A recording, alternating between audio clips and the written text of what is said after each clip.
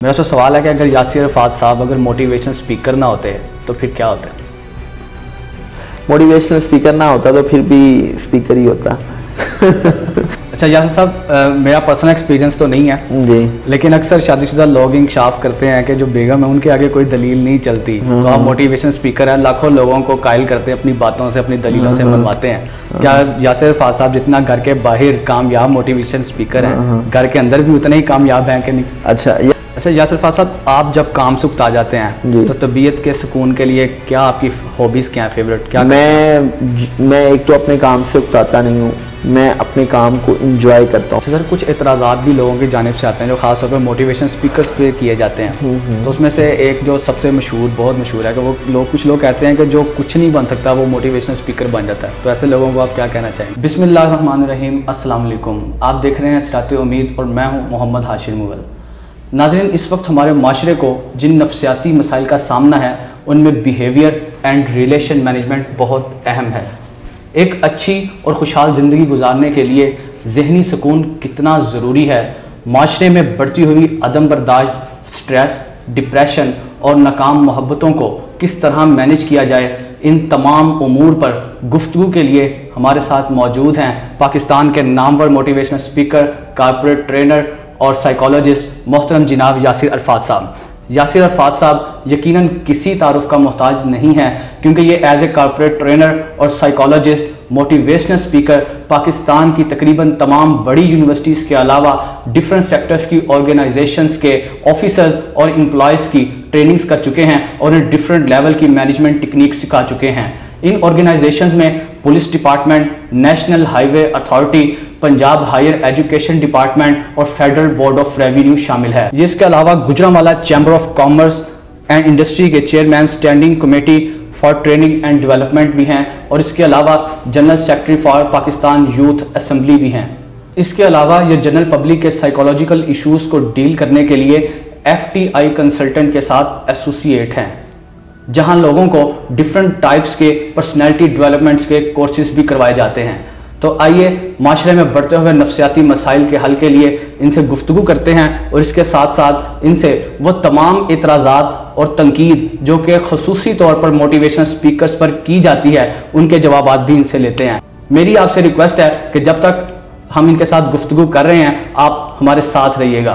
तो जी यासिर अरफात साहब, अस्सलाम वालेकुम। वालेकुम सलाम। सर क्या हाल चाल है? ठीक है अल्हम्दुलिल्लाह, ज़बरदस्त, शानदार। सर सबसे पहले तो आपका बहुत बहुत शुक्रिया, आपने अपनी इंतहाई मसरूफियात में से हमारे लिए वक्त निकाला।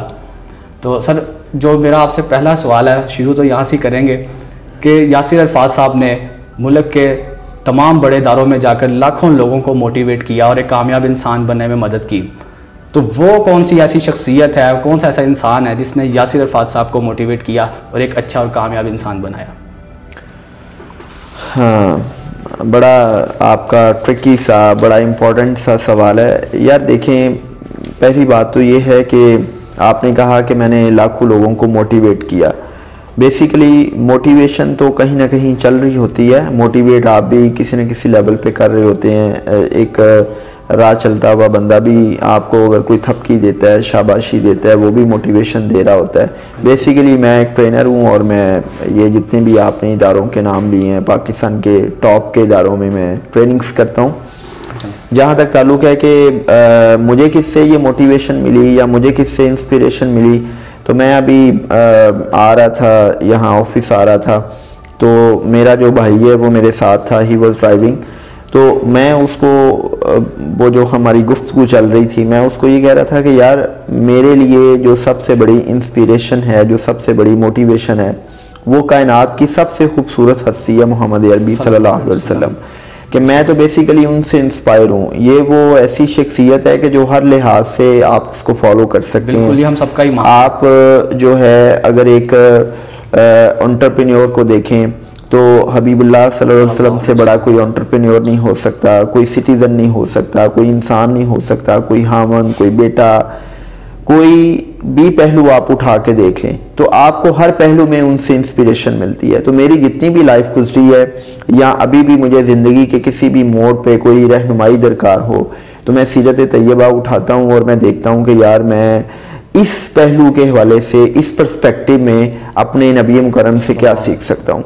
दूसरे नंबर पे अल्लामा इकबाल रहमतुल्लाह अलैह की जो शख्सियत है या मोहम्मद अली जिन्ना की जो शख्सियत है, इन दोनों शख्सियात ने मुझे बहुत इन्फ्लुएंस किया।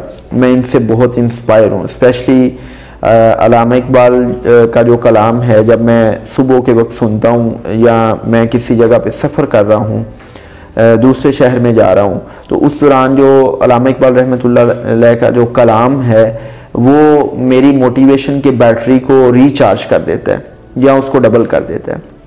मुझे इन शख्सियात से मोटिवेशन मिलती है। बाकी फिर बड़ी साफ और सीधी सी बात है कि मैं जो है, अब ये है ज़रा बड़ी बात हो जाएगी, मैं इतनी जल्दी किसी से इन्फ्लुएंस नहीं होता, क्योंकि मैंने काफ़ी लोगों को जिनसे लोग बहुत इंस्पायर होते हैं, मैं जब उनके करीब जाके देखता हूँ तो वो जो लोग दिख रहे होते हैं वो वैसे होते नहीं हैं।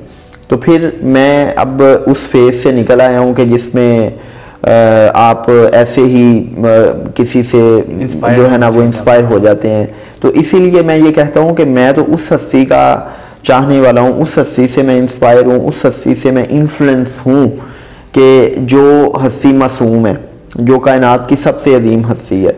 और फिर आप देखें कि हम इंसान तो गुनाहगार इंसान है, चाहे कोई इंसान कितना ही बड़ा इन्फ्लुएंस क्यों ना रखता हो, बेशक वो बहुत सी चीज़ों में जो है वो गुनाहगार होने का बाइस हो रहा होता है, लेकिन ये वो हस्ती है कि जो हर लिहाज से काबिल तकलीद है। तो मेरे लिए ये बड़े ऑनर और इत्मीनान की बात है कि मैं उस हस्ती को चाहता हूँ और उससे इन्फ्लुएंस हूँ, उससे इंस्पायर हूँ। माशाल्लाह बड़ी खूबसूरत बात की कि वो हस्ती के जिससे मोहब्बत ही हमारे ईमान का हिस्सा है और यकीनन इनके लिए उनसे इन्फ्लुएंस होना ये हमारे ईमान का हिस्सा है। तो यासिर साहब, मेरा आपसे अगला सवाल है कि आम इंसान जो कि बज़ाहिर एक अच्छी जिस्मानी सेहत का मालिक होता है, देखा गया कि ऐसे इंसान भी नफ्सियाती मसाइल का शिकार नज़र आते हैं। तो मेरा आपसे सवाल है, इसकी क्या वजह है और ऐसे इंसानों की काउंसलिंग क्यों ज़रूरी है? देखो हाशिर, ये आपने बड़ा दुरुस्त फरमाया कि अगर मैं सिर्फ पाकिस्तान की बात करूं तो पाकिस्तान में 5 करोड़ से ज़ायद ऐसे लोग हैं कि जिनको स्ट्रेस है, एंग्जाइटी है, डिप्रेशन है। अब इन अफराद को इन नफ्सियाती मसाइल का, नफ्सियाती बीमारियों का सामना है और इनमें मोस्टली ऐसे हैं जिनको पता ही नहीं, और जिनको पता है वो सोशल स्टीरियोटाइप्स की वजह से, टैबूस की वजह से किसी साइकोलॉजिस्ट, साइकेट्रिस्ट या साइकोथेरापिस्ट के पास नहीं जाते। वो जाते इसलिए नहीं कि जैसे ही हम जाएंगे किसी को पता चलेगा और लोग कहेंगे कि ये तो साइको हो गया है। तो पहली बात तो ये है कि ये सोसाइटी में ये चीज़ें एग्जिस्ट करती हैं और मोस्टली लोगों को पता ही नहीं होता। अब अगला सवाल आपका ये था कि जी ये इसकी वजह क्या है। देखें बात ये है कि जो ज़िंदगी गुजारना है ये पूरी एक साइंस है, ये एक आर्ट है। मोस्टली लोगों को ज़िंदगी गुजारने का फ़न नहीं आता। मसलन मोस्टली लोग क्या समझते हैं कि यार ये खाना पीना, नहाना धोना और अपनी नस्ल आगे बढ़ाना ये ज़िंदगी है, नौकरी करना ज़िंदगी है। यार ज़िंदगी एक पूरी साइंस है। मैं अक्सर ये कहता हूँ कि ये देखें, लेट्स सपोज ये मेरे हाथ की 5 उंगलियाँ, तो एक जो फिंगर है ना, it representing your career, it's a domain of your career, कि ये आप वो जो नौकरी करते हैं, जॉब करते हैं, आप कारोबार करते हैं, मेहनत मजदूरी करते हैं, ये वो हिस्सा है। एक हिस्सा है आपकी फैमिली, आपके बहन भाई, आपके वालिदैन, आपके बीवी बच्चे। एक हिस्सा है आपका सोशल सर्कल, जिसमें आपके दोस्त आ जाते हैं, जिसमें आपके चाहने वाले आ जाते हैं। अच्छा, एक हिस्सा है आपकी फिजिकल हेल्थ, ठीक है, आपकी जिस्मानी सेहत जो है, और एक हिस्सा है आपकी स्पिरिचुअल हेल्थ, कि आपका अल्लाह के साथ कैसा कनेक्शन है। अब मैंने आज के दौर में ये देखा है, जो कि हमारी सोसाइटी के स्टैंडर्ड्स इस किस्म के सेट हो चुके हैं कि हर बंदा मेटीरियलिस्टिक अप्रोच की वजह से सारे का सारा फोकस सिर्फ इस करियर पे रखे हुए है, और हर दूसरा बंदा ये समझता है कि करियर में लाइफ है। मैं ये कहता हूँ कि करियर में लाइफ नहीं है, लाइफ में करियर है। करियर जो है वो लाइफ की एक डोमेन है। अब मोस्टली लोग क्या करते हैं, करियर बन जाता है, फैमिली को खो देते हैं, फ्रेंड्स को खो देते हैं, अपनी जिस्मानी सेहत को खो देते हैं, और उनको नहीं पता होता कि सुकून क्या नाम है, सुकून किस चीज़ का नाम है। मतलब उनकी ज़िंदगी में सुकून गारत हो जाता है। बड़ा बैंक, बड़ी गाड़ी, बड़ा बंगला, बड़ा बैंक बैलेंस, सब कुछ मिल जाता है, सुकून छिन जाता है, दोस्त अहबाब दूर हो जाते हैं, फैमिली दूर हो जाती है, बच्चे बड़े होके पूछते हैं कि जी वालिद क्या होता है या वालिद की मोहब्बत क्या होती है। सो जब आप इम्बैलेंस करते हैं इन लाइफ की डोमेन्स में, तो फिर आपकी ज़िंदगी में ये नफ्सियाती मसाइल आना शुरू हो जाते हैं। मैं ये समझता हूँ कि यार बैलेंस अंदाज से चलो। जब आप बैलेंस अंदाज से चलते हो तो फिर आपकी ज़िंदगी में खुशियाँ और सुकून जो हैं वो रहती हैं। अदरवाइज़ तो फिर आप बेचैनी बेसुकूनी का जो है ना वो सहारा लेते हैं। दूसरा, एज आई सेड अर्लियर के सोसाइटी के कुछ स्टैंडर्ड्स कायम हो चुके हैं, उसमें 3 स्टैंडर्ड्स आपको भी नुमाया नज़र आएंगे। पहला है जी पावर की रेस, दूसरा है जी स्टेटस की रेस। अब देखें, गुर्बत है लेकिन यार इतनी भी नहीं है कि जितना हम कहते हैं कि जी गुर्बत कम है, स्टेटस की रेस ज्यादा है। जो है हम उस पर राजी नहीं है, जब उस पर राजी नहीं है तो बेचैनी बेसुकूनी आएगी। ऐसे ही है ना, माइंडफुलनेस में नहीं हम जिंदगी गुजारते, हम लम्हा मौजूद में रह के जिंदगी नहीं गुजारते। मैं कहता हूँ मेरे पास ये छोटी गाड़ी है तो बड़ी गाड़ी कब आएगी, छोटा घर है बड़ा घर कब आएगा, ठीक है, मैं एसी हूँ तो डीसी कब लगूंगा, डीसी हूँ तो कमिश्नर कब लगूंगा, मैं क्लर्क हूँ तो मैं मैनेजर कब लगूंगा, मैं ब्रांच मैनेजर कब लगूंगा, मैं ऑपरेशनल मैनेजर कब लगूंगा, मैं सीईओ कब बनूंगा। तो ये एक स्टेटस की रेस लगी हुई है। भाई आपके पास जो है उस पर राजी हो, जो सुकून आ जाएगा। फिर हम ना शुक्रे हैं ना शुक्री, बहुत सी बीमारियों की नफ्सियाती बीमारियों की जड़ है। फिर ये जो मैंने बताया कि बैलेंस नहीं कर पाते, हमारा सारा फोकस है माल बनाने पे, हम खुद को टाइम ही नहीं देते, किसी के पास वॉक करने के लिए टाइम नहीं।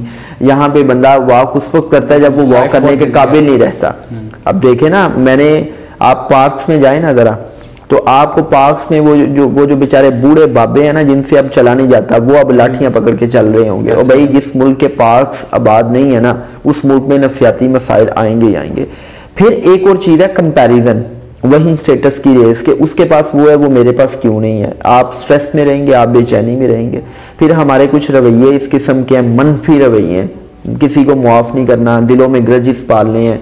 जब ये दिलों में ग्रजेस आप पालते हैं, किसी को आप मुआफ नहीं कर सकते, तो ये मनफी रवैये आपको ही खा रहे होते हैं, आप खुद को नुकसान पहुंचा रहे होते हैं। सो जिंदगी गुजारना एक आर्ट है, और इसमें जहाँ पे हम एजुकेशन की बात करते हैं, जहाँ पर हम ये ग्रूमिंग की बात करते हैं, तो एजुकेशन और ग्रूमिंग की जब बात आती है तो उसमें ज़िंदगी कैसे गुजारनी है ये भी हमें सीखना चाहिए। कि मतलब अल्लाह ने हमें कहा है कि भैया आप इंसान हो, अल्लाह ने 18,000 से ज़्यादा मखलूक़ात पैदा करके, ये वसी कायनात पैदा करके, ये सब कुछ पैदा करके कहा कि ये जो इंसान है ये बेहतरीन है, मेरी तहलीकात में, ये मेरी तमाम तर तहलीकात में ये बेहतरीन शाहकार है मेरा।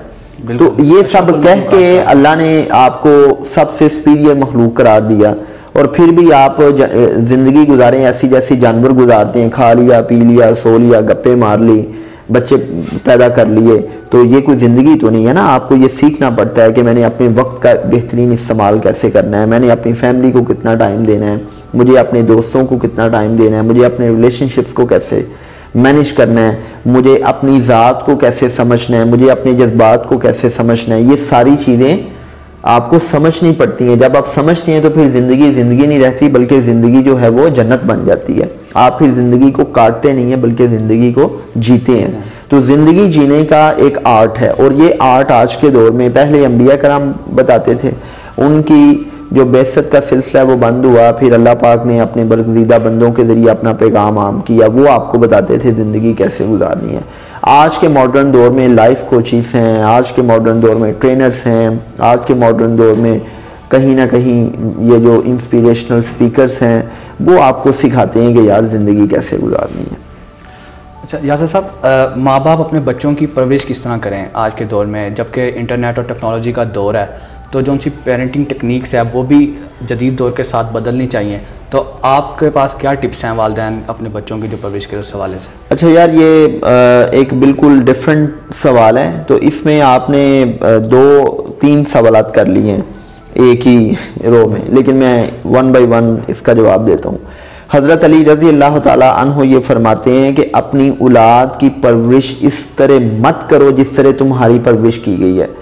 अपनी औलाद को उस तरह हैंडल मत करो जिस तरह तुम हैंडल किए गए, क्योंकि बच्चे तुमसे मुख्तलिफ ज़माने में पैदा किए गए। अब ये उन्होंने पूरी पेरेंटिंग साइंस बता दी। कैसे? मैं अब जिस पीढ़ी से मेरा ताल्लुक है, मेरी पीढ़ी में गैजेट्स नहीं थे, मेरी पीढ़ी में मॉडर्न स्कूलिंग नहीं थी, मेरी पीढ़ी में फ्लो ऑफ इंफॉर्मेशन नहीं था, मेरी पीढ़ी में ये जो हमारे पास गूगल है, इंटरनेट है, ये चीज़ें नहीं थी। ऐसे ही है ना, ऐसे ही है। आज की पीढ़ी में आपके पास फ्लो ऑफ इंफॉर्मेशन है, आपके पास गैजेट्स हैं, आपके पास इंटरनेट है।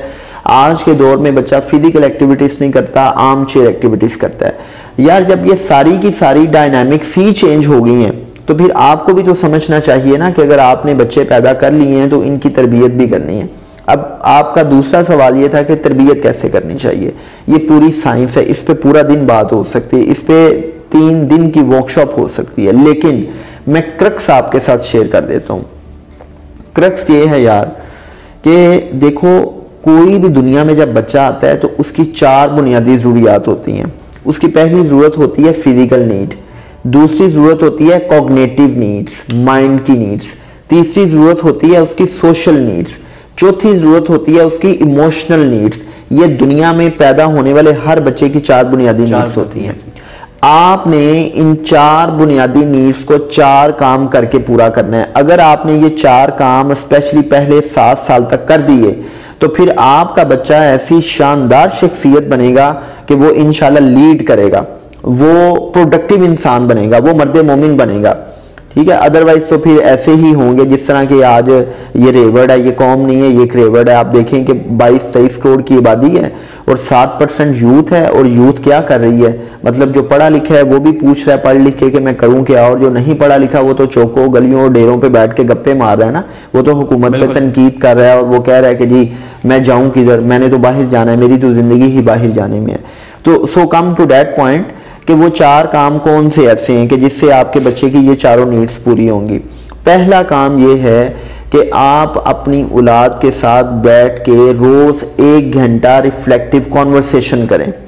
When I talk about reflective conversation, it means कि आपने उसके साथ गपशप करनी है। दुनिया में हर पैदा होने वाला नॉर्मल बच्चा अपने माँ बाप से सवालात करता है। वो कहता है बाबा ये घड़ी क्या है, ये घड़ी की सुइयाँ क्यों मूव कर रही हैं, ये पंखा क्यों मूव करता है, ये इस चेयर का कलर ब्लैक क्यों है। मेरे बच्चे बेशुमार सवालात करती हैं और मैं लाजवाब हो जाता हूँ कई दफ़ा।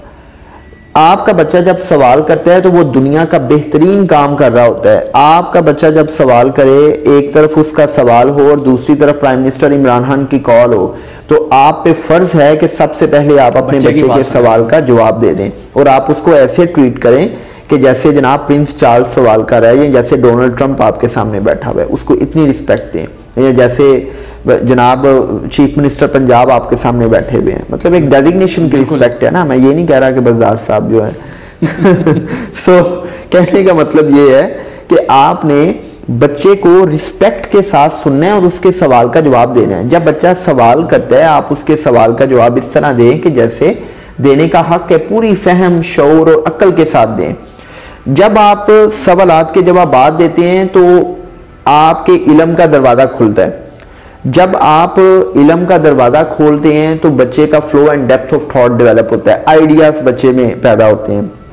अब मेरे बच्चे पता क्या करते हैं, अल्हम्दुलिल्लाह बाबा मैं एक आइडिया पे बात करना चाह रहा हूँ, मैं आपसे ना एक आइडिया शेयर करना चाह रहा हूँ। अब वो बात बड़े छोटी सी होती है, उनकी एज की लेवल पे होती है, लेकिन वो सोचते हैं। क्यों? क्योंकि मेरे लिए ये इम्पोर्टेंट नहीं है कि मैं सोशल मीडिया पे मुझे लोग कितने फॉलो करते हैं और मैं उनके जवाब दूं सबके। मेरे लिए इम्पोर्टेंट सबसे ये है कि जब मेरे बेटे ने मेरे साथ नशिस्त करनी है तो मेरा बेटा कोई सवाल करेगा तो उस वक्त मेरे हाथ में मोबाइल नहीं होना चाहिए, या मेरी बीवी जो है वो हम टीवी और फलां टीवी के ड्रामे ना देख रही हो, बल्कि वो उसके लिए इम्पोर्टेंट ये हो कि मैंने अपने बच्चों को टाइम देना है। तो पहला काम तो ये है कि 1 घंटा बच्चे के साथ गपशप लगाएं। अगर बच्चा सवाल नहीं करता तो खुद उससे सवाल करें, तो इससे आप उसकी इंटेलेक्चुअल नीड्स पूरी कर रहे हैं। फिर बच्चा जो है वो ऐसी बात करेगा कि आप हैरान रह जाएंगे। नंबर 1। नंबर 2 ये है यार कि आजकल आप देखते हो कि बच्चे जिस्मानी तौर पर बड़े वीक हैं, हाइट नहीं बढ़ रही, और मरियल से मम्मी डैडी से बच्चे अपना बैग नहीं उठा सकते। क्यों? क्योंकि आपने बच्चों को बर्गर खिला खिला के फास्ट फूड खिला के उनको इतना सहल पसंद बना दिया है कि आप अपने बच्चे को कहते हो ना बेटा जरा ये प्लेट उठा लो। पिछले दिनों में कहीं गया तो वो बच्चा कह रहा था बाबा ये प्लेट बड़ी वजनी है, और मैंने ये सोचा कि यार अल्लाह के बंदे, एक बच्चा तुम्हारा 7 साल का प्लेट नहीं उठा सकता, और हम मर्द मोमिन बनने की बात करते हैं। आप वो अर्तुगरुल ड्रामा देखते होंगे या देखा होगा, मैंने भी देखा सारा सीज़न ये लॉकडाउन में। तो उसमें आप देखें कि वो कैसे तीरंदाजी करते हैं। मैं गुजरांवाला कैंट गया, वहाँ पे ये निशानाबाजी की मशक करवाते हैं, तो मुझे वो बड़ा शौक है निशानाबाजी का। तो वो आप यकीन माने कि निशाना लगाने के लिए आपको बड़ा जोर लगाना पड़ता है, ठीक ठाक जोर लगाना पड़ता है। आप 10 निशाने लगाएं तो आपको पता चलता है कि आपके मसल्स जो हैं उन पे प्रेशर पड़ रहा है। तो मैं हैरान कि यार ये मतलब हमारी कौम जा किस तरफ रही है। भाई आपने 1 घंटा बच्चे को फिजिकल एक्टिविटी करवानी है, उसके पसीने निकलने चाहिए। ये जो पेरेंट्स आके शिकवा करते हैं ना, बच्चे हमारी बात नहीं सुनते, झगड़ते हैं, लड़ाइयाँ करते हैं, हाइपर एक्टिव हो गए हैं, भाई उनकी एनर्जी चैनलाइज नहीं होती। आप 1 घंटा बच्चे को फिजिकल एक्टिविटी करवाएं, कुछ भी हो जाए, बच्चे की स्वेटिंग होनी चाहिए, ये उसकी फिजिकल नीड्स पूरी हो रही हैं। तीसरा काम आपने क्या करना है, बच्चे को दोस्तों से मिलवाएं, बच्चे को रिश्तेदारों से मिलवाएं। हम बच्चे के दिमाग में छोटी उम्र में नफरतें पैदा करना शुरू कर देते हैं। तेरी खाला ऐसी है, तेरी फुफ्फी ऐसी है, तेरी दादी ऐसी है, उसने मेरे ऊपर ये जुल्म किए, तेरे चचा ने मेरा ये हक मारा। हम ना सिर्फ नफरतें पैदा करते हैं बल्कि उसके साथ साथ हम बदजन करते हैं और बच्चे की सोशल नीड्स पूरी नहीं होती। बच्चा ताल्लुक बनाना नहीं सीखता, बच्चा अपने कजन से नहीं मिलता। बच्चा आप अपने दोस्तों के पास भी लेके जाए ना, एक तो इससे आपके भी मयार का पता चलता है कि आपके दोस्त किस किस्म के हैं। बच्चे को पता चलता है कि जी मेरा बाप किस किस्म के लोगों से मिलता है। एक तो आपके ऊपर भी चेक आ गया, दूसरा जब आप बच्चे को मिलवाएंगे तो बच्चा सीखेगा ना। यहाँ पे हमारे यहाँ हम मिलवाते किसी से नहीं, जब हमारे घर में आ जाता है तो उस टाइम हम बच्चे को क्या कहते हैं, ये मामू है जरा इससे सलाम लेके आओ। बच्चा परेशान हो जाता है, यार मामू को तो मैंने कभी देखा ही नहीं हुआ, ये फलां जो मेरे चचा बने हुए हैं ये इनको तो मैंने कभी देखा ही नहीं हुआ, और बच्चा रिलक्टेंट होता है। ठीक है, तो आपने बच्चे को घुमाना फिराना है यार, आपने बच्चे को दोस्तों से मिलवाना है, रिश्तेदारों से मिलवाना है, ये उसकी सोशल नीड्स पूरी हो रही हैं। और आखिरी काम which is the most important thing, यहाँ पे हर दूसरा पेरेंट जो है वो परेशान दिखाई देता है, जी मेरा बच्चा पुरएतमाद नहीं है, इसको बात नहीं करनी आता। और भाई आप उसको मम्मी डैडी बच्चा बना के जब घर बैठोगे, उसको आप ओवर फैसिलिटेट करोगे, उसको आप ओवर पैम्पर करोगे, उसको आप ओवर ड्यू फेवरिंग करोगे, तो आपका बच्चा हाक पुरएतमाद होगा, वो सारी उम्र डिपेंडेंट रहेगा, वो फैसले नहीं कर सकेगा, उसके अंदर एतमाद नहीं होगा, उसके अंदर सोशल स्किल्स डेवलप नहीं होंगी। आपने एक काम करना है, जहां जाते हो साथ लेके जाओ उसको, जहां जाते उसको इतना सैर सपाटा कराओ जितनी आपकी जेब इजाजत देती है। हम लोग ज्यादा से ज्यादा क्या करते हैं, जी बाबा बाहर जाना है, चलो जी पिज़्ज़ा खाने चलते हैं, उधर भी जाके हम मोबाइल के साथ बिजी हैं और बच्चा पिज़्ज़ा खा रहा है। और भाई कभी DHQ हॉस्पिटल ले जाओ, कभी इधर गुजरांवाला कैंट ले जाओ, चूंकि आप अभी गुजरांवाला में बैठे हुए हैं, हम गुजरांवाला में बैठे हुए हैं, कभी उसको किसी मॉल में ले जाओ, मॉल में जाके शॉपिंग करनी है तो उसको कहो बेटा ये लिस्ट है, ये पकड़ो शॉपिंग करो, ठीक है, बजाय इसके कि आप उसको जो है ना वो उधर, हाँ जी। सो उसमें ये चीज़ है, उसको सैर सपाटा कराओ, उसको कभी DPO ऑफिस ले जाओ, कभी CPO ऑफिस ले जाओ, कभी RPO ऑफिस ले जाओ, कभी DC ऑफिस, कभी कमिश्नर ऑफिस ले जाओ, कभी उसको सेंट्रल जेल का विजिट करवाएं। उसको आप मुख्तलिफ जगह का विजिट जब आप करवाते हैं तो उससे बच्चे का एक्सपोजर बढ़ता है। जितना एक्सपोजर बढ़ेगा, जितना नए नए लोगों से मिलेगा, उतना बच्चा पुरएतमाद होगा, उतना वो जिंदगी को मुख्तलिफ ज़ावियों से देखेगा। हम घर से नहीं निकालते, नजर ना लग जाए, जब हम घर से नहीं निकालते तो बच्चा गुग्गू घोड़ा बन जाता है। फिर हम जब वो बड़ा हो जाता है फिर हम कोसते हैं उसको, देखें इसके अंदर एतमाद नहीं है, ये बात नहीं कर सकता, ये शर्मीला है। तो ये 4 काम करें तो दुनिया की बेहतरीन तरबियत हो रही है इन 4 कामों में। ये इतना मैंने आपको पूरा फलसफा बता दिया इन 4 कामों में। अच्छा सर, अक्सर ये भी देखने में आया कि कुछ लोगों के पास नॉलेज तो बहुत ज़्यादा होता है लेकिन पब्लिक स्पीकिंग की पावर नहीं होती। वो पब्लिक स्पीकिंग करना चाहते हैं, स्टेज पर आते हैं लेकिन उनसे बात नहीं होती। तो ये स्टेज का जो फियर है ये कैसे कम किया जाए, ख़त्म किया जाए? अच्छा हाशिर, आप ये चाह रहे हैं कि मैं आपको आज सब कुछ बता दूं और आपको कोई ट्रेनिंग वर्कशॉप में ना आना पड़े? वैसे तो ये है कि स्टेज फोबिया जो है इस पे हम बाकायदा ट्रेनिंग वर्कशॉप्स करवाते हैं।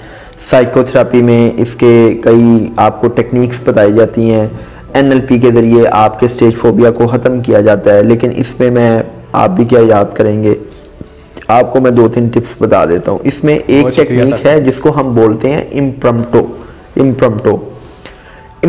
टेक्निक। ये कहती है कि यार आपने कोई भी एक टॉपिक पकड़ना है, कोई भी एक topic, let's suppose the education system in Pakistan, let's suppose के COVID-19 and its impact on our economy, let's suppose terrorism and its impact, let's suppose democracy. तो आपने कोई भी एक टॉपिक पकड़ना है, उस टॉपिक पे आपने 3 पॉइंट्स जो है वो रिसर्च कर लेने हैं। अगर आपको पता है इट्स फाइन, अगर नहीं पता तो गूगल से रिसर्च कर लें। 3 पॉइंट्स रिसर्च करके आपने अपना मोबाइल सामने रखना है, फ्रंट कैम ऑन करना है और 5 मिनट की वीडियो रिकॉर्ड करनी है।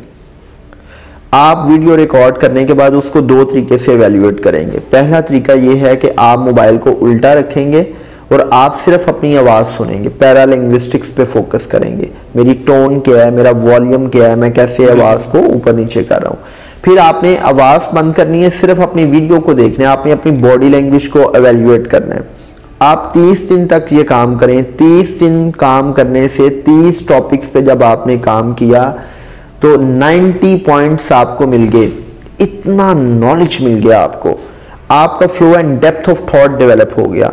आपका दिमाग कभी भी फ्रीज नहीं होगा। यार हमारा दिमाग फ्रीज इसलिए होता है कि हमारे पास कुछ कहने को होता नहीं है। मुझे ये बताएं कि आप मेरे से भी बात कर रहे हैं, मेरे से सवाल पूछ रहे हैं, अगर मेरे इधर कुछ नहीं होगा तो मैं जुबान से क्या बोलूंगा। आप 3 P's पे फोकस करें, प्रिपेयर, प्रैक्टिस एंड परफॉर्म। यार मैं जितना भी बड़ा स्पीकर हो जाऊं, 25 नवंबर को मैंने FIA के ऑफिसर्स की ट्रेनिंग करनी है। मुझे उन्होंने कहा है कि जी ये हमारे ऑफिसर्स की नीड है, आपने इस मौजू पे ट्रेनिंग करनी है। अब मैंने उनको ट्रेनिंग देनी है और मैं बगैर प्रिपरेशन के उनके सामने खड़ा हो जाऊं तो मैं बात कर सकता हूं? कभी भी नहीं कर सकता। जब मैं प्रिपरेशन करूंगा तो फिर मैं उनके सामने परफॉर्म कर सकूंगा। हम तैयारी किए बगैर स्टेज पे जाते हैं, और यार तैयारी करके जाओ। इसमें फिर बड़ी टेक्निक्स हैं, विजुअलाइज करो उसको, डीप ब्रीथिंग करो, फिर उसमें आप एक ऐसा बंदा ढूंढ लो जब भी आप स्टेज पे जाते हो कि जो गुगू घोड़ा हो। मतलब जब भी आप स्टेज पे जाते हैं तो लोग आपको वैल्यूएट कर रहे होते हैं, लोग देखते हैं, लोग आपको सुनना चाहते हैं। यार देखे तो सही ये करता क्या है, ये बोलता क्या है। लोग सर के बालों से लेके पाँव के नाखून तक आपको ऑब्जर्व कर रहे होते हैं। कुछ लोग होंगे वो आपको वैल्यूएट कर रहे होंगे, आपने कभी भी उनकी तरफ नहीं देखना, लेकिन 2-3 बंदे ऐसे लाजमी होंगे जो आप बात कर रहे होंगे, ऐसे सर हिला रहे होंगे, वो गुगू उड़े होते हैं। आपने सिर्फ उनको देखना है, इससे आपका मोरल बूस्ट होगा। आपकी बॉडी लैंग्वेज बड़ी पावरफुल होनी चाहिए। जब बॉडी लैंग्वेज पावरफुल होती है तो आपकी बॉडी में टेस्टोस्टेरोन की प्रोडक्शन बढ़ जाती है, 25% बढ़ जाती है।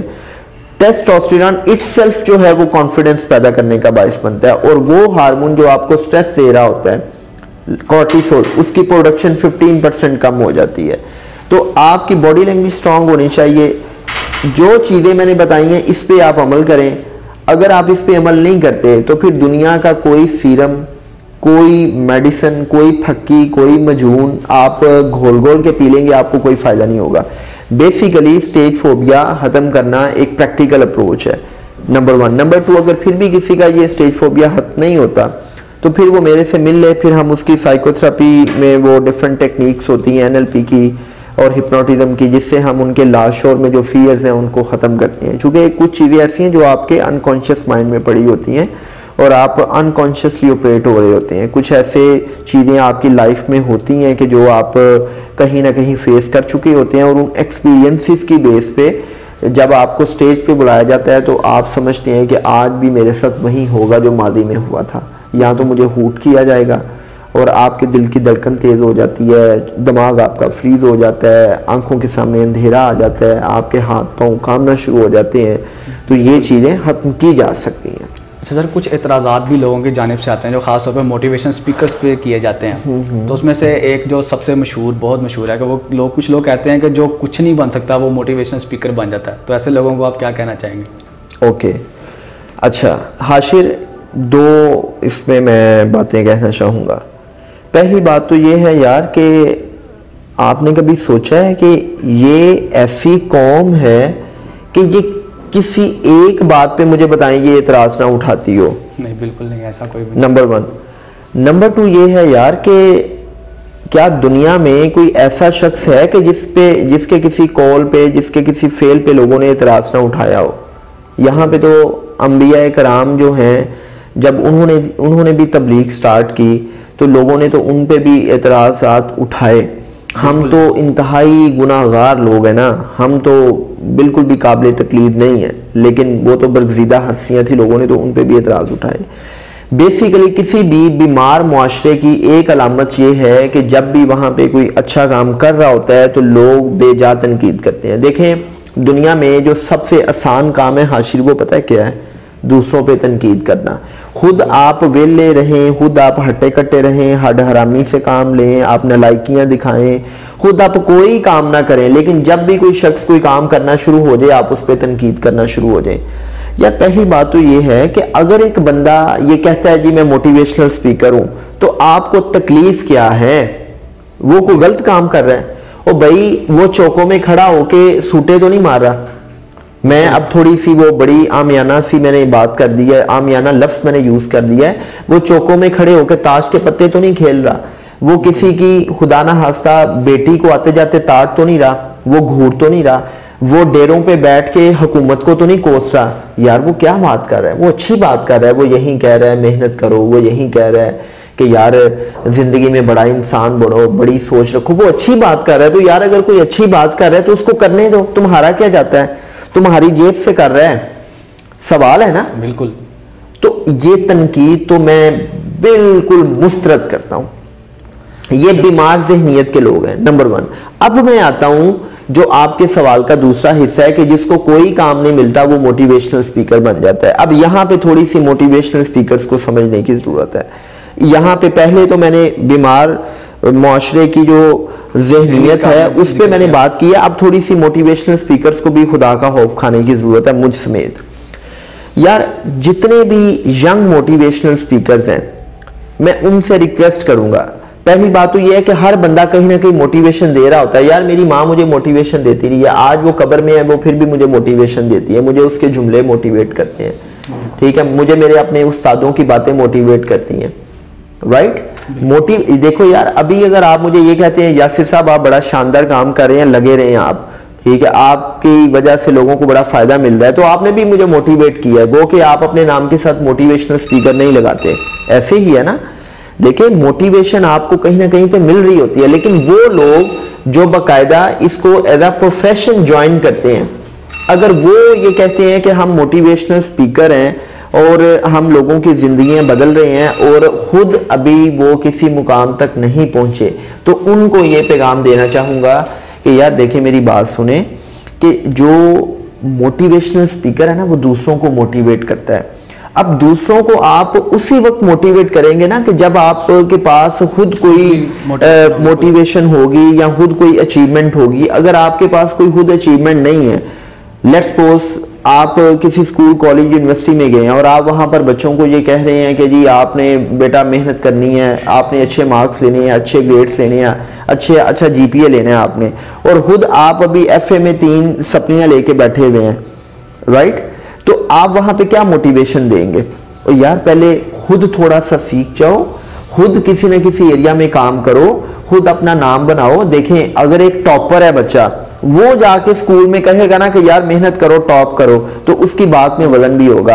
अगर एक कामयाब सीईओ है जिसकी कंपनी में कोई 20, 30, 40, 50, 200, 500 बंदा काम करता है और वो कामयाबी से बिजनेस कर रहा है, वो जब जाके किसी जगह पे बिजनेस कम्युनिटी में लेक्चर देगा ना, मोटिवेशन देगा कि यार ये देखें मैंने ये अचीव किया है और आप भी कर सकते हो, तो फिर वो बात करने का हक रखता है। एक बंदा है वो खुद भी कामयाब नहीं है, मतलब कामयाबी की डेफिनेशन तो हर बंदे के लिए डिफरेंट है ना, लेकिन मोटी मोटी बात ये है कि वो खुद सड़क पे है, खुद उसकी जिंदगी में कोई गोल्स नहीं है, ना गोल्स हैं ना उसने वो अचीव किए हैं, और वो ये लोगों को जाके भाषण दे कि जी ये कर लो वो कर लो, और अब्दुल सारीदी की, डॉक्टर अब्दुल कदीर की, स्टीफन कवे की और स्टीफन हॉकिंग और ये मार्क जुकरबर्ग और ये जो क्या नाम है इसका बिल गेट्स की कहानियां सुना के लोगों को कहे कि जी ये देखें उन्होंने ये कारनामे सर अंजाम दे दिए, और भाई वो उन्होंने अचीव किए ना, आपने क्या किया? और अगर यासिर अरफात आज police, FIR, custom, FI arm forces में जाकर ट्रेनिंग देता है, तो आज लोगों को यासिर अरफात का ये पेन कोड तो नजर आता है, लेकिन उनको यासिर अरफात की सन 2000 से लेकर 2020 तक की जो तपस्या, जो मेहनत, जो चीजें हैं जो अभी अनसीन है वो नजर नहीं आती। ठीक है, नहीं नजर आती ना, किसी को पता है सो दिस इज व्हाट कि अगर आज यासिर अरफात जाके एतमाद से बात करता है तो उस एतमाद के पीछे बहुत बड़ी तपस्या है, बड़ी मेहनत है, बड़े चैलेंजेस हैं, बड़ा रगड़ा है। आई न्यू, मेरा रब जानता है। सो दिस इज व्हाट के यार, जो अगर आप मोटिवेशनल स्पीकिंग की बात करते हो तो पहले किसी ना किसी एरिया में कोई अचीवमेंट करो, फिर ये एतराज़ात उठना बंद हो जाएंगे। क्योंकि अभी तो ये हो रहा है कि मैट्रिक आपने किया नहीं है, एफए आपने किया नहीं है, और आप अपने नाम के साथ motivational speaker, trainer, life coach, career सब कुछ लगा के जाते हो और कहते हो कि जी मैं मोटिवेशन देने आया हूँ। जब लोग आपसे पूछते हैं कि जी आपने किया क्या, आप करते क्या हैं, उस वक्त आप आएँ बाएँ शाएँ करते हैं। और यही वजह है कि ये जो लोग हैं वो तनकीद में आ रहे हैं, और उस वजह से फिर दूसरे लोग भी तनकीद में आ रहे हैं। लेकिन इस पे मुझे वो एक बड़ी अच्छी बात लगी, हमारे एक दोस्त हैं बहुत बड़े मोटिवेशनल स्पीकर्स हैं, उन्होंने ये कहा कि यार देखो ये ना एक रेस लगी हुई है। जैसे आप किसी भी फील्ड में जाते हैं ना तो एक रेस लग जाती है, उस रेस में जितने लोग पार्टिसिपेट करते हैं तो आगे वही आता है जिसमें कुछ होता है। ऐसे ही है ना, जैसे अभी देखें हर दूसरा बंदा अगर अपने आप को मोटिवेशनल स्पीकर कह रहा है तो वो ये रेस लगी ना एक इस इंडस्ट्री में। क्योंकि लकीली तो ये अल्लाह के फजल से इंडस्ट्री जो है वो अब पहचान बना रही है अपनी पाकिस्तान में। And credit goes to Qasim Ali Shah साहब कि ही वाज द पर्सन के जो इस इंडस्ट्री को कॉर्पोरेट लेवल से उठा के एक अवामी लेवल पे ले आए कि आज लोगों के अंदर एक शऊर बेदार हुआ है। तो अब ये जो रेस लग गई है, इस रेस में जो बंदा बेहतरीन काम करेगा, एक्सीलेंस के साथ काम करेगा, प्रोफेशनली काम करेगा, वो आगे निकल जाएगा, वो मार्केट में अपनी पोजीशनिंग बना लेगा, और बाकी जो है वो थक थूक के अपने कपड़े झाड़ के बैठ जाएंगे। सो आप सबको करने दें यार, मसला क्या है, बड़ी सादा सी बात है ना, आपको गलत काम तो नहीं कर रहे। मैं ये कहता हूं कि यार अगर तो कोई एक बंदा आपके पास आके कहता है ना कि मुझे उधार दे दो, मैं जो है ना ये कोई मनशियात का इस्तेमाल करना चाहता हूँ या कोई गलत काम करना चाहता हूँ, उस पर एतराज उठाओ। लेकिन अगर एक बंदा उम्मीद की बात कर रहा है, अगर एक बंदा मोटिवेशन की बात कर रहा है, अगर एक बंदा लर्निंग की बात कर रहा है, ट्रेनिंग की बात कर रहा है, वो किसी भी लेवल पे कर रहा है, तो यार आपको मसला क्या करने दो। वो आपसे भीख तो नहीं मांग रहा, वो कोई गलत काम तो नहीं कर रहा। तो इसलिए ये जो तनकीद बराए तनकीद है ना, हमें इससे निकलना चाहिए। ये बीमार मुआशरे की अलामत है कि आप हर बंदे को, यहाँ पे देखें हमारे हीरोज हैं क्या, डॉक्टर अब्दुल कदीर इतने बड़े हीरो हैं, हमने उनके साथ क्या किया है। यहाँ पे अब्दुल सरीदी जैसा इंसान आप पूरी दुनिया में ढूंढ के दिखाओ, ठीक है, आपको नहीं मिलेगा। लेकिन हमारे कोर्स में एक सब्जेक्ट तक नहीं है, ठीक है, लोगों को पता ही नहीं है डॉक्टर अब्दुल कदीर। हाँ, लोगों को ये जो इंडियन एक्टर्स और एक्ट्रेसेस हैं उनका पता है, लोगों को बहीमिया का पता है, ये शाहरुख खान का, कतरीना, मीना, जीना, टीना का पता है, लेकिन अपने हीरोज का नहीं पता। ठीक है, क्यों? क्योंकि हम उनको एक्नॉलेज नहीं करते। यहाँ पे जो बंदा बेहतरीन काम कर रहा होता है, हम हसद की आग में जल जल के उसके काम को एक्नॉलेज नहीं करते, हम उसकी हार में अपनी जीत महसूस करते हैं। और जब वो बंदा मर जाता है ना, फिर हम कहते हैं क्या अजीम इंसान था। बिल्कुल, ये इतनी मुनाफत है हमारे मुआशरे में। और यार जो अच्छा काम कर रहा है उसको अप्रिशिएट करो। देखो ना, शिकवा जुल्मत शब से तो कहीं बेहतर था, अपने हिस्से की शम्मा जलाते जाते। अगर एक बंदा अपनी कैपेसिटी में कोई काम कर रहा है तो उसको करने दो। तुम्हें क्या तकलीफ है, तुम्हारे पल्ले से कर रहा है, तुम्हारी गाड़ी पे जाता है, तुमसे पैसे मांगता है, तुमसे लेके खाता है। ये मैं अब थोड़ा सा बड़ा निचली लेवल पे आ रहा हूँ कि ये सिलसिला बंद होना चाहिए। मतलब यार आप कोई अच्छा काम करे तो अप्रिशिएट करो उसको। Let your business, do your business rather than to be talking about in other lives. Don't interfere, don't meddle in other affairs, whatever they are doing. Sir next question है कि हमारा मुआशरा है, आप देखेंगे नौजवान खासतौर पे नाकाम आशिक बहुत ज़्यादा मिलेंगे आपको। तो मोटिवेशन स्पीकर्स पे वही नाकाम आशिक एक इतराज़ ये भी करते हैं कि अक्सर मोटिवेशन स्पीकर्स कहते हैं कि जो मर्द औरत की जो मोहब्बत है वो 1.5 साल से ज़्यादा नहीं रह सकती। जो इसके बाद दावा करता है मोहब्बत का, मोटिवेशन स्पीकर्स कहते हैं कि इंसान की नफ्सियात के ख़िलाफ़ है ये बात, वो या तो ड्रामेबाजी कर रहा है या वो कोई और बात है। तो हमारा जो सा माशरा है वो उन्होंने दावे तो ये किए होते हैं कि अगर मेरी जान भी चली जाए तो मेरी रूह तुम्हारे साथ रहेगी। तो इस माशरे को, इस बात को एक्सेप्ट नहीं करता ये माशरा। तो क्या कहना चाहेंगे आप? देखो यार, पहली बात तो ये है कि जब आपने अपनी यूथ को हेल्दी एक्टिविटीज़ में इन्वॉल्व किया ही नहीं है, किसी भी माशरे में अगर आप उस यूथ को ग्रूम करना चाहते हो तो आप वहाँ पे पार्क्स जो है ना, पार्क्स वो बनाओ। आपकी पार्क्स आबाद हैं, आपकी यूथ की जो एनर्जीज हैं वो चैनलाइज होती रहेंगी। नंबर 1, ये जो अदम बर्दाश्त है, ये जो मनफी रवैये हैं, ये जो गुस्सा है, ये जो लड़ाई झगड़े हैं, इनके खात्मे की एक बड़ी बेहतरीन टेक्निक ये है कि आप अपने मुल्क में पार्क्स बनाएं और आबाद कर दें। दूसरा होता है यार आर्ट एंड कल्चर का फ़रोग।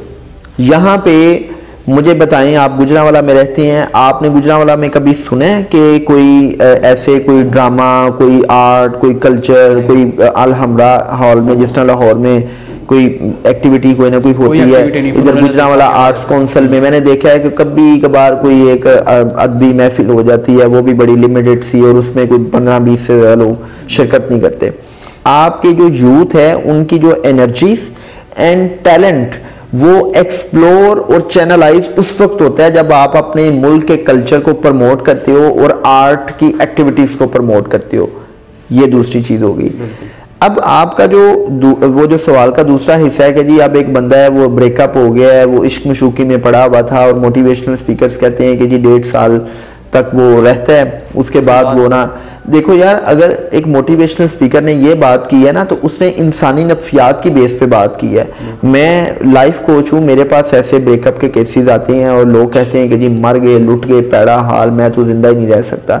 मैं उनकी NLP करता हूँ, 6 से 8 सेशंस के बाद वो जो कूट कूट के मोहब्बत भरी होती है वो कहीं निकल जाती है, पहली बात। दूसरी बात ये है कि देखें जब एक बंदे के साथ ब्रेकअप होता है तो वो तो सारी उम्र नहीं आप बुला सकते, लेकिन आप अगर उसको बुलाना चाहते हैं या आप उस सारे के सारे सिनेरियो से निकलना चाहते हैं तो सबसे पहले तो ये एक्सेप्ट कर लो कि ये हो गया है, मेरा ब्रेकअप हो गया, ये एक्सेप्ट कर लो, नंबर 1। नंबर 2, फिर आप बुलाने की शौरी कोशिश करेंगे। हम क्या करते हैं, हम शौरी कोशिश भी नहीं करते, हम एक्सेप्ट भी नहीं करते, हम उसकी तस्वीरें और उसके स्टेटस और उसकी सारी चीज़ों के साथ कनेक्ट भी रहना चाहते हैं, हम उसकी खबरगिरी भी रखते हैं और फिर हम कहते हैं हमें भूल नहीं रहा। और भाई कैसे भूलेगा, आप तो आज भी उसकी ज़िंदगी में मौजूद हो। तो हम अपने जो इस किस्म के लोग हैं फिर हम उनको बताते हैं कि यार ये काम करोगे तो वो बंदा बंदी आपकी लाइफ से, आपके दिन से निकल जाएगा, पहली बात। दूसरी बात, वो जो 1.5 साल वाला फलसफा है वो बेसिकली ये है कि कोई दुनिया का मर्द और औरत जब मोहब्बत का दावा करते हैं ना तो वो जो उसकी ड्यूरेशन है ना, जो उसकी ड्यूरेशन है वो 1.5 साल का अरसा होता है। उसके बाद तो अगर आपको मिल जाए तो आपने प्रैक्टिकलिटी के साथ रहना है, आपने बंदे के साथ नहीं, आपने उस मोहब्बत के साथ नहीं रहना होता, आपने अदात के साथ रहना होता है। अदात अच्छी भी होती हैं, अदात बुरी भी होती हैं। अब आप मुझे ये बताएं कि ये जो डाइवोर्स की बढ़ती हुई रेशो है इसकी बड़ी वजह क्या है? ठीक है, इसकी बड़ी वजह ये है कि आप सब कुछ सिर्फ इमोशनल स्टैंडिंग्स पे कर रहे होते हैं, आप लॉजिकल बेसिस पे नहीं कर रहे होते, आप वो फैसले लॉजिकल बेसिस पे नहीं कर रहे होते, सिर्फ इमोशनल स्टैंडिंग्स पे करते हैं। इमोशनल स्टैंडिंग्स पे जब आप करते हैं आपका विसाल हो जाता है, जो मोहब्बत का वसल है वो जब हो जाता है तो वो जो एक खुमार होता है ना आपको कि मैं जी नहीं सकती और मैं मर नहीं सकता और मैं पता नहीं क्या हो जाएगा, वो जब आप कोई महीने, 6 महीने, साल, 1.5 साल गुजरता है ना तो फिर आपको पता चलता है कि जी ये शादी जिम्मेदारियों का नाम है। ठीक है, शादी बंदे की अच्छी और बुरी आदत के साथ रहने का नाम है, क्योंकि शादी से पहले तो आपने गुची के कपड़ों में और महंगे महंगे परफ्यूम्स में और अच्छे अच्छे रेस्टोरेंट्स में आपने आपको या दूसरे को देखा होता है ना, एक दूसरे को। और शादी के बाद तो आपने सुबह उठते हुए जो है ना वो आपने वो अनवॉश चेहरा भी देखना है, आपने ये भी देखना है कि वो बू वाली जराबे भी हैं, आपने ये भी देखना है कि मुझे कुकिंग भी करनी पड़ती है, आपने ये भी देखना है कि मुझे हस्बैंड की जिम्मेदारियां भी अदा करनी है, हस्बैंड को ये भी देखना है कि मुजे बेगम की जो डिमांड्स हैं कि मेरे लिए ये ले आइएगा, ये भी पूरा करना है। तो ये प्रैक्टिकल अप्रोच है एक। तो इसमें खैर बहुत सी बातें की जा सकती। मोटी मोटी बात यह है कि अगर कोई स्पीकर ऐसी बात करता भी है तो वो फैक्ट्स एंड फिगर्स पे करता है। आप ज़रा उस फ्रेमवर्क के अंदर आके तो अपनी ट्रीटमेंट करवाएं ना, तो फिर वो बाकी आपको पता चल जाएगा। अच्छा यासिर फात साहब, मेरे आपसे सिर्फ आपकी पर्सनल लाइफ के हवाले से कुछ सवाल हैं, आपके पास मुख्तसरन मैं चाहता हूँ आप जवाब दें। मेरा तो सवाल है कि अगर यासिर फात साहब अगर मोटिवेशनल स्पीकर ना होते तो फिर क्या होते? मोटिवेशनल स्पीकर ना होता तो फिर भी स्पीकर ही होता। पब्लिक स्पीकर होते थे। यार अगर मैं मतलब मोटिवेशनल स्पीकर ना होता तो बेसिकली मैं पहले बड़ी अच्छी एक जॉब कर रहा था, तो मैं उस जॉब के दौरान भी मोटिवेशनल स्पीकर ही था।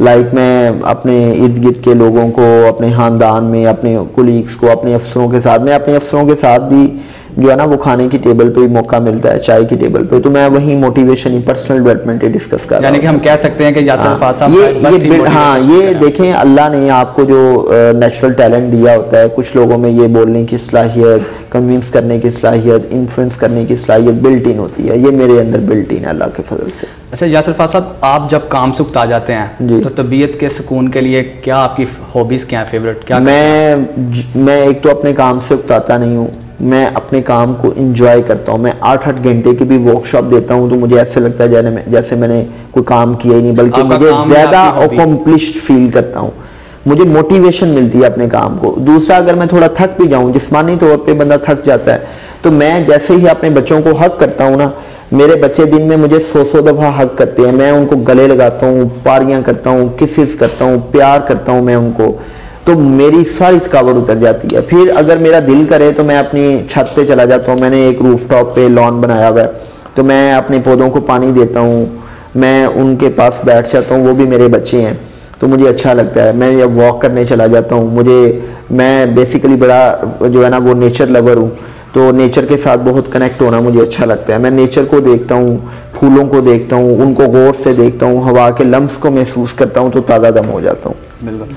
अच्छा यासिर साहब, मेरा पर्सनल एक्सपीरियंस तो नहीं है जी, लेकिन अक्सर शादीशुदा लोग इंकशाफ करते हैं कि जो बेगम है उनके आगे कोई दलील नहीं चलती, तो आप मोटिवेशन स्पीकर हैं, लाखों लोगों को कायल करते हैं, अपनी बातों से, अपनी दलीलों से मनवाते हैं। क्या यासिर फाज साहब जितना घर के बाहर कामयाब मोटिवेशन स्पीकर हैं, घर के अंदर भी उतने ही कामयाब हैं कि नहीं? अच्छा यार देखो, पहली बात तो ये है कि ये ना सारे मियाँ बीवियों के लिए मैं एक नुस्खा कीमिया बताने लगा हूँ।